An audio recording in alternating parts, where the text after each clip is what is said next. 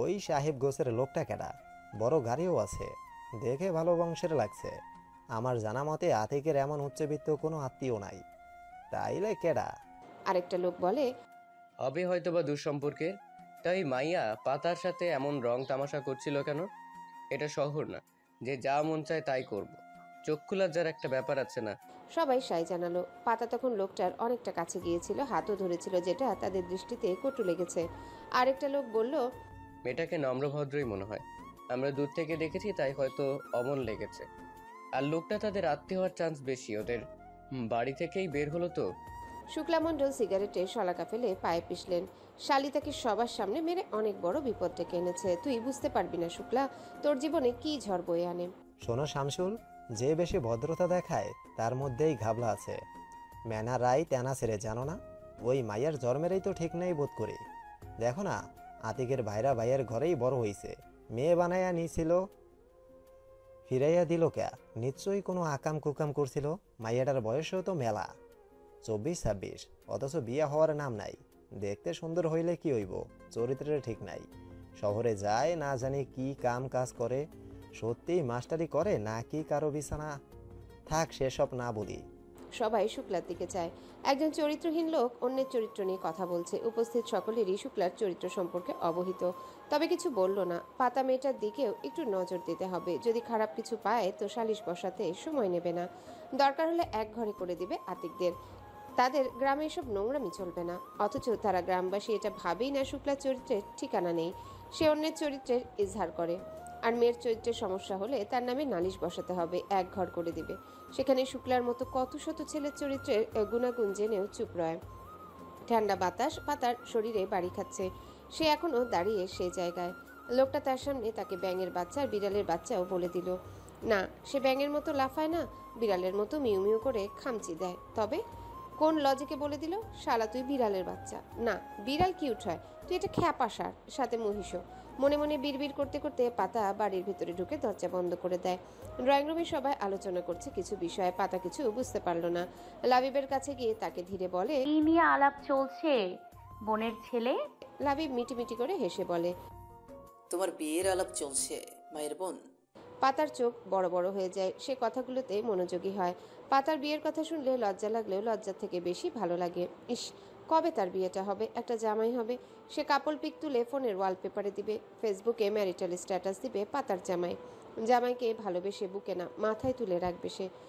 বিয়ে ও বিয়ের পর তার সব প্ল্যান তৈরি আছে, শুধু জামাই ও কাজীর অপেক্ষায়। পাতা মনে মনে আল্লাহকে স্মরণ করে, হে উপরওয়ালা, আমার জামাইটাকে জলদি আমার বাড়ির আঙিনায় পাঠিয়ে দিও। জামাই ছাড়া আর কতকাল থাকবো? জামাইহীনা দিন দিন খিটখিটে হয়ে যাচ্ছি যে, জলদি পাঠিয়ে দাও। তবে সাবধানে, হ্যাঁ, জামাই না আবার ভুলে অন্যের বাড়ির আঙিনায় চলে যায়। পাতা সবার সামনে স্বাভাবিক মুখে থাকলেও ভেতরে লুঙ্গি ডান্স দিচ্ছে। মেয়েদের ব্যাপার একটা সত্যি কথা হলো, এরা বাইরে যতই নানা করুক বিয়ে করব না হ্যান ত্যান, অথচ এরাই মনে মনে জামাইয়ের জন্য বিরহে কাতর হয়ে থাকে। লাবণী একটা রুম্পাকে কোলে নিয়ে দাঁড়িয়ে আছে। লতা লুকমান ডাবল সোফায় বসে। আতিকুর ইসলাম পাতার দিকে তাকিয়ে বলে, একটা প্রস্তাব এসেছে তোমার জন্য। ছেলেও তোমার মতো টিচার, নাম আব্দুল করিম। হাই স্কুল লেভেলের বেসরকারি জব, কিন্তু পার্মানেন্টলি জব, খণ্ডকালীন নয়। ছেলে তোমাকে দেখেছে কোথাও, ওর পরিবার খোঁজ খবরও নিয়েছে টুকটাক। ওদের থেকে হ্যাঁ বলাই চলে। ওরা হয়তোবা আসবে, তবে এখন না, কিছুদিন পরে বা পরের কথা বললো। ছেলের বোন জামাই আসবে। দেখো, তুমি আমার দায়িত্ব আমি যথাযথভাবেই পালন করতে চাই তা। ছেলেটা ডিভোর্সি নয়, আর যৌতুকের কথা এখনই বলিনি। আমি আর এই প্রস্তাবটা হাতছাড়া করতে চাইছি না। তুমি কি বলো? পাতার হাসি খুশি মনটা নিমিষেই বিষিয়ে যায়। সে শুধু দায়িত্ব, তাদের মেয়ে না, তাদের উপর বোঝা স্বরূপ যাকে যত দ্রুত সম্ভব বিদায় করতে চায়। পাতার আঁখি ভরে ওঠে নোনা জলে। সে মুচকি হেসে আতিকুর ইসলামকে বলে, আব্বু, তোমরা যা ভালো মনে করো, তবে সবটা তাড়াতাড়ি করো কেমন? অন্যের দায়িত্ব হয়ে আর থাকতে মন চায় না। বলেই হনহন করে নিজের রুমে যায়। সে শুধু সকলের দায়িত্ব, তবে সে মনে মনে চায় যে তার জীবনে যে আসবে সে তার যেন শুধু এর দায়িত্ব না হয়। সরকার বাড়ির আঙিনায় 2-3টা কোকিল ডাকছে অবিরত, কুকু ধ্বনিতে ভরে আছে আশেপাশ। একটা কোকিল গলা ছেড়ে কু বলছে, তো আরেকটা তার চেয়ে উঁচু গলায় কু বলছে। এভাবে অনবরত হাঁক ছেড়ে ডেকে যাচ্ছে, যেন কোমর বেঁধে ঝগড়া করছে একে অন্যের সাথে। মাঝে মাঝে অন্যান্য পাখির গলাও ভেসে আসছে। ভোর গাড়ি থেকে নেমে গলা চড়িয়ে কুহু কুহু ডাকে। কোকিলের দল খানিক চুপ থেকে একসাথে বলে কু। ভোর হেসে উঠে, আবার কু বললেও পাখিও বলে। ভোর অরুণের হাত ধরে বলে, আপু দেখো, আমি পাখির সাথে কথা বলতে পারি। I am super power. Arun ছেলের হাত ধরে ভিতরে নিয়ে যেতে যেতে বলে। Yes you have. ভোর খুশি হয়ে বাবার সাথে পা মেলালো। অরুণ ভোর মেন ডোর পেরিয়ে একটু দূরত্বে ড্রয়িং রুমের দিকে যায়। সেখানে আসমা, রুবি, আরিয়ান, আনিকা, আদুরি বাদেও দুটো পরিচিত মুখ দেখতে পায়। ভোর বাবার হাত ছেড়ে দৌড়ে তাদের কাছে যায়। অরুণ গম্ভীর মুখে তাদের সামনে বসে বলে, মামা ভাগ্নি একসাথে? আমি বিনা দাওয়াতে মেহমান খেতে পছন্দ করি না, যা ফুট। শুভ হেসে ভোরকে কোলে বসিয়ে আদর করে বলে, বন্ধুর বাড়ি আমার বাড়ি, মেহমান কি এখানে? আমি তো দেখতে পাচ্ছি না। ভোর বাবা, তুমি দেখতে পাচ্ছ? ভোর হেসে মাথা নাড়ায়, সে দেখতে পাচ্ছে না। আসমা বেগম হেসে বলে, হ্যাঁ, নিজের বাড়ি বলেই তো মাসের পর মাস পেরোয়, অথচ দেখা পাওয়া যায় না। আন্টির বউ বাচ্চা কাজ নিয়ে পড়ে থাকতে হয়, নিজের জন্যই সময় নেই। তবে সময় পেলে আমি আসি, কিন্তু আপনারা তো ভুলে যাবেন না গরিবের বাড়ি কিনা। আরিয়ান সোফায় গায়ে এলিয়ে বলে, হ্যাঁ শুভ, ভাই উত্তরা 5 তলা বাড়ির মালিক, 2টো লাক্সারি কার, ভার্সিটির প্রফেসর, যে প্রায় লাখ টাকা বেতন পান, সেরকম গরিব। আদুরি ভাইয়ের কথায় তাল মেলায়। ছোট ভাইয়া, তুমি ভাবির কথা ভুলে যাচ্ছ। তিনি তো একজন স্বনামধন্য রেস্টুরেন্টের মালিক। ওদের গরিব বলা যায় না, তার থেকেও খারাপ অবস্থা। রুবি হেসে উঠল। ভাইয়া, এমন গরিব বাংলার ঘরে ঘরে হোক। শুভ ঠোঁট কামড়ে ধরে দাঁত দ্বারা কেন বলতে গেল, এরা সবাই এখন তার খিল্লি উড়াবে। অরুণ মিনুকে ডেকে বলে, মিনু আপা, গরিবদের খাওয়ানোর ব্যবস্থা করো। আর এই গরিবের ঘরে গরিব রুমে চলো। আর ভোর টুম্পা আপুকে নিয়ে স্টাডি রুমে যাও, শনিবার থেকে এক্সাম তোমার। ভোর টুম্পার হাত ধরে নিয়ে যায়। টুম্পা মুখ গোমরা করে পা চালায়। ভোরের মা হওয়ার স্বপ্ন দেখেছে, অথচ আপু বনে গেল।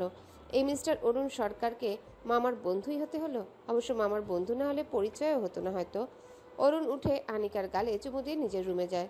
শুভ সকলের সাথে আরও কিছু সময় কথা বলে সিঁড়ি বেয়ে অরুণের রুমে আসে। নকনা করেই দরাম করে দরজা খুলে ভিতরে ঢুকলে দেখলো অরুণ তোয়ালে পরে প্যান্ট পরছে। শুভ দুষ্টু হেসে এক হাত চোখের উপর রেখে বলে, দেখে ফেলেছি। অরুণের ভাবান্তর হয় না। প্যান্ট উপরে তুলে তোয়ালে খুলে শুভর দিকে ছুঁড়ে মারে।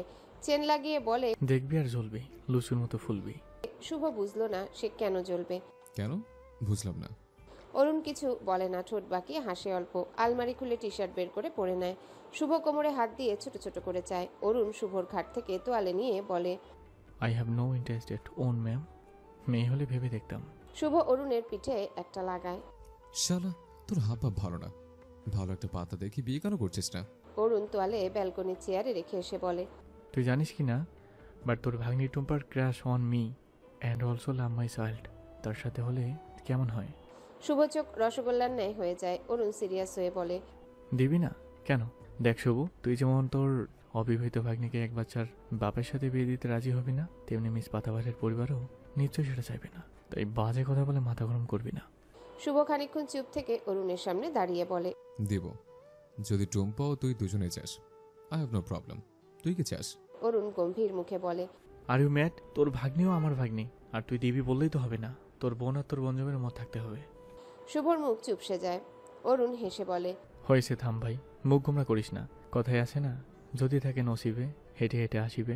আই মাস্ট প্রেয়ার, ভাগ্য যদি আবারও কারোর সাথে জুড়ে দেয়, সেই জন্য আমার কলিজাটাকে একটু ভালোবাসে। শুভ মাথা নাড়িয়ে বলে, বুঝলাম। আন্টির একটা মেয়ে দেখেছে, শ্রাবণী আহসান নাম, ডিভোর্সে। তোর সাথে কথা বলবে এই ব্যাপারে।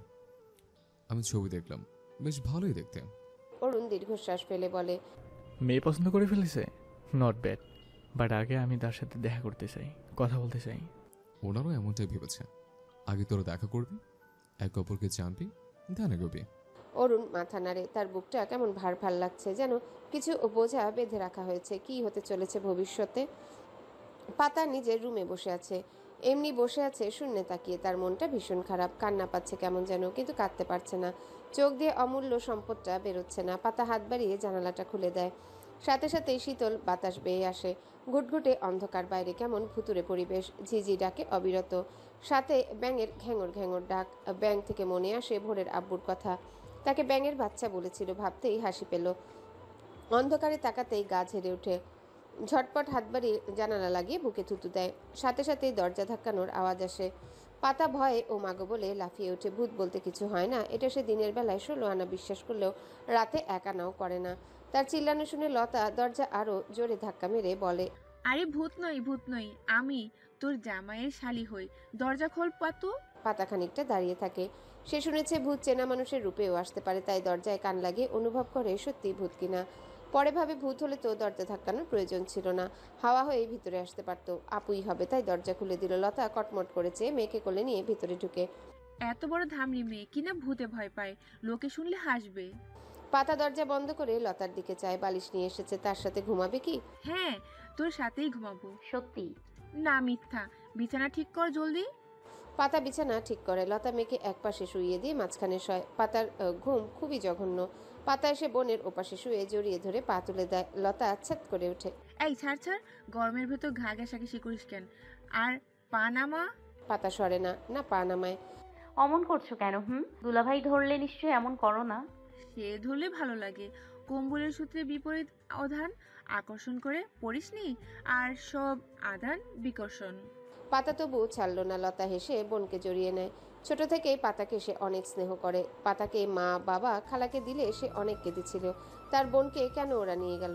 পাতা, বিয়ের কথা শুনে মনে মনে লাড্ডু ফুটছে তাই না? আমি জানি তুই খুব বিয়ে পাগলা হয়েছিস। পাতা মলিন হাসে। আপা, আমি নিজের একটা ব্যক্তিগত মানুষ চাই, যার সবটা জুড়ে আমি থাকবো। আমাকে দায়িত্ব না, ভালোবাসার চাদরে মুড়ে নেবে, একটু স্বস্তির জীবন দেবে, শত ব্যস্ততার ভিড়েও একটু কেয়ার করবে, যেখানে সেখানে আগাছার মতো যেন থাকতে না হয়। কিছুদিন এ বাড়ি তো কিছুদিন ও বাড়ি। আমি আর কারো বোঝা হয়ে থাকতে চাই না, না তোমার না প্রিয় রাব্বুর। আপু, ভোর বিড়ালছানার মতো অরুণের বুকে আরেকটু সেটে যায়। অরুণ কমফোর্টার দিয়ে ছেলেকে ভালোভাবে জড়িয়ে নেয়। পাতাবাহার নামক বিড়ালটি কমফোর্টারের ভিতরে অরুণের পায়ের কাছে ঘেঁষে শুয়ে আছে। মাঝে মাঝে মেয় মেয় করছে। ভোর জোরে জোরে কয়েকটা নিঃশ্বাস টানল। ঘুম ধরছে না? অরুণ ছেলের চাঁদ মুখখানি আজলা ভরে বুক থেকে সরিয়ে কপালে চুমু দিয়ে বলে, কি হয়েছে কলিজাটার? ঘুম আসছে না কেন আজ? দিনেও তো ঘুমাওনি। খিদে পেয়েছে? কিছু খাবে? আমি কি বানিয়ে নিয়ে আনবো? ভোর কেঁপে ওঠে। না, ভালো লাগছে না আব্বু। অরুণ হাত বাড়িয়ে রিমোট খুঁজে লাইট জ্বালায়। লাইটের আলোয় ভোরের চোখ ছোট ছোট হয়ে যায়। বিড়াল শাবকটি কমফোর্টারের ভেতর থেকে বেরিয়ে ভোরের কাছে গিয়ে মেয় মেয় করে। অরুণ তাকে সরিয়ে বলে, এই পাতাবাহার সরো, যাও শুয়ে পড়ো। বিড়ালটা একটু সরে বসে তাদের দিকে তাকিয়ে থাকে। অরুণ ছেলেকে বলে, আব্বু, কি হয়েছে তোমার? ভালো লাগছে না।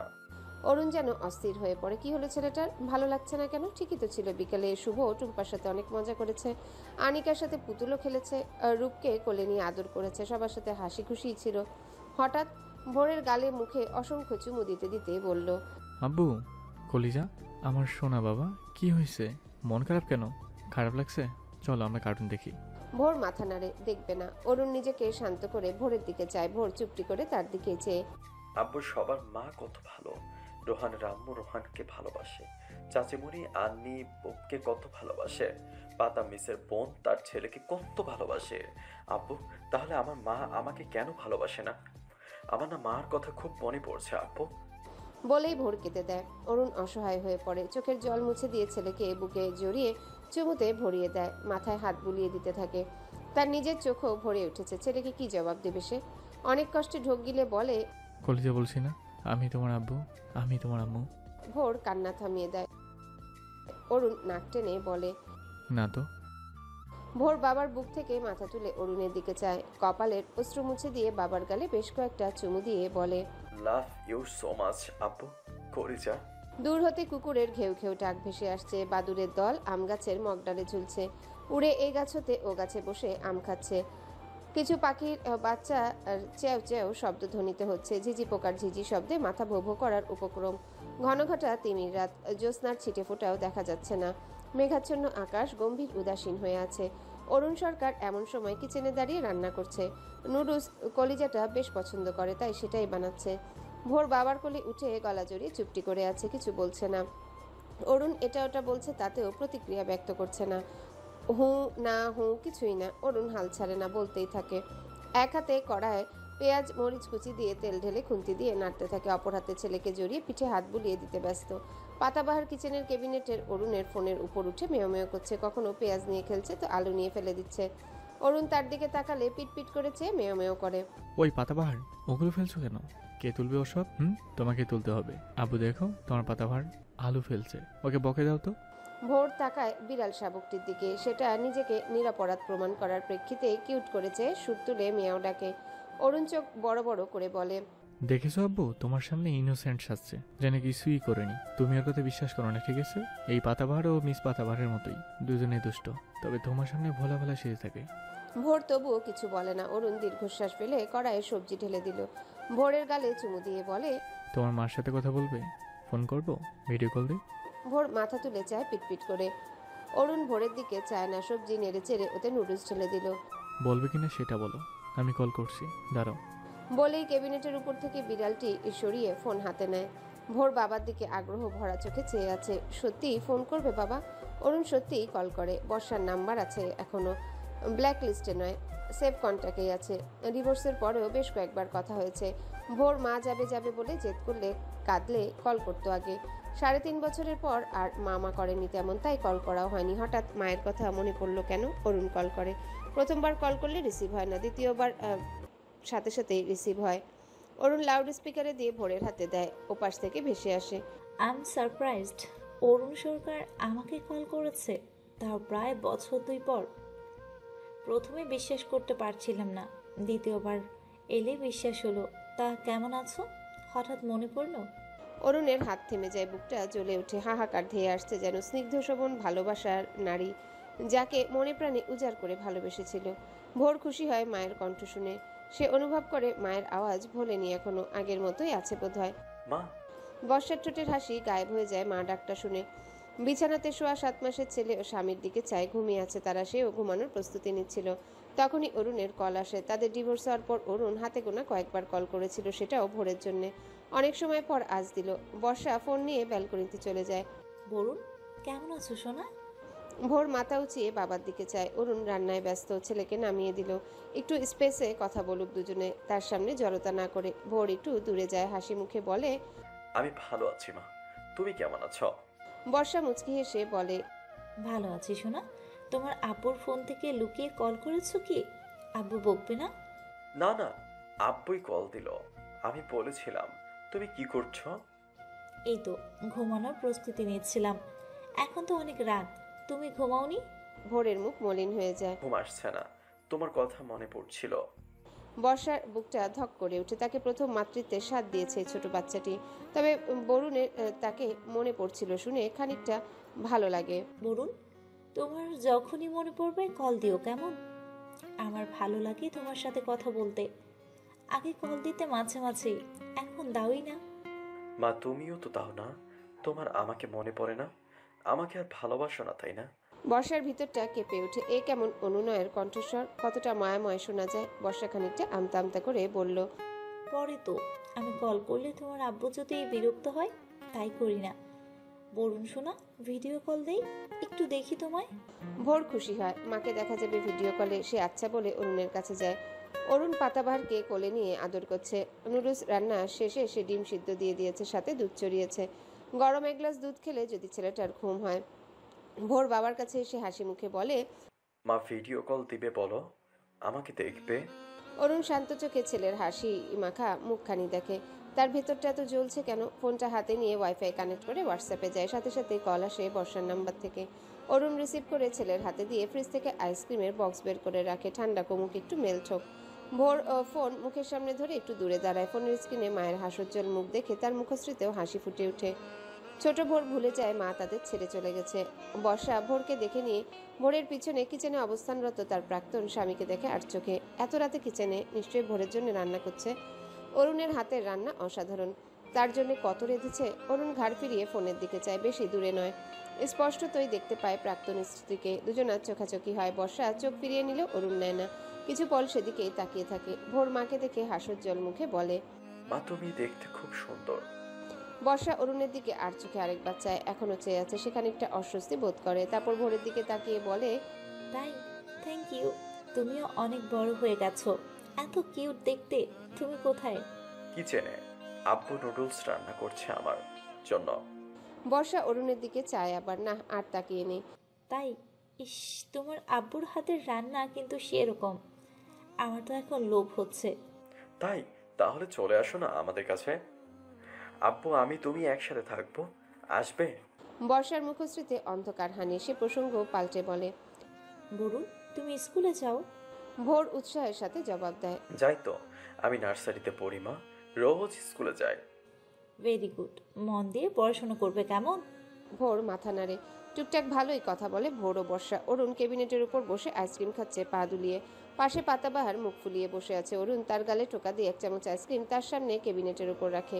বিড়াল শাবকটি মুখ অন্যদিকে ফিরিয়ে রাখে। অরুণ চোখ ছোট ছোট করে চায়। ভাব দেখো, খেলে খাও, আমি সাথে পারবো না। না আদর করে বলবো মিস পাতাবাহার, খেয়ে নাও শোনা, তাই ঢং বাদ দাও, ওকে? বিড়াল শাবকটি অরুণের দিকে আর চোখে চেয়ে আইসক্রিম শুকে খাওয়া শুরু করে। অরুণ বেশি করে মুখে আইসক্রিম পুড়ে ছেলের দিকে চায়। হাসতে হাসতে কথা বলছে মায়ের সাথে। এখনও এত ভালোবাসা একটু বুঝতে শুরু করলেও থাকবে তো। তার ভাবনার মাঝে ভোর আসে। তার দিকে ফোন বাড়িয়ে দেয় গোমরা মুখে। অরুণ ভ্রু কুচকে ফোন হাতে নেয়। কল এখনো কাট হয়নি। কানে ধরতে ওপাশ থেকে বর্ষার আওয়াজ আসে। হ্যালো অরুণ, কেমন আছো? অরুণ ছেলের দিকে চায়। ভোর আগ্রহ ভরা চোখে চেয়ে আছে। সে কথা বলতো না এই নারীর সাথে যদি না সামনে ভোর থাকতো। আলহামদুলিল্লাহ, তুমি? ভালো। রান্না করছো ছেলের জন্য? কি রেঁধেছো? অরুণের চোয়াল শক্ত হয়ে যায়। এত কিছুর পরেও হাসি মুখে নর্মালি কথা কি করে বলতে পারে মানুষ? তার তো ইচ্ছে করছে ফোনের ওপাশে গিয়ে চুলের মুঠি ধরে ঠাস ঠাস কয়েকটা থাপ্পড় লাগিয়ে দেয়ালে ঠুকে দিতে। স্বার্থপর নারী। তার হাতের মুঠো শক্ত করে আইসক্রিমের বাটি ধরে রাখে। হাতের কপালে শিরা উপশিরা সহ দৃশ্যমান। রাগে নাকের পাটা ফুলে ফুলে উঠছে বারংবার। দাঁতে দাঁত লাগিয়ে বলে, হ্যালো বন্ধুরা, পরবর্তী পার্ট খুব তাড়াতাড়ি আসবে, তো সবাই অপেক্ষায় থাকো। আর চ্যানেলটি যারা এখনো সাবস্ক্রাইব করোনি তারা পরবর্তী পার্ট দেখার জন্য চ্যানেলটি সাবস্ক্রাইব করে রেখো। ধন্যবাদ সবাইকে, আমাদের সাথেই থেকো।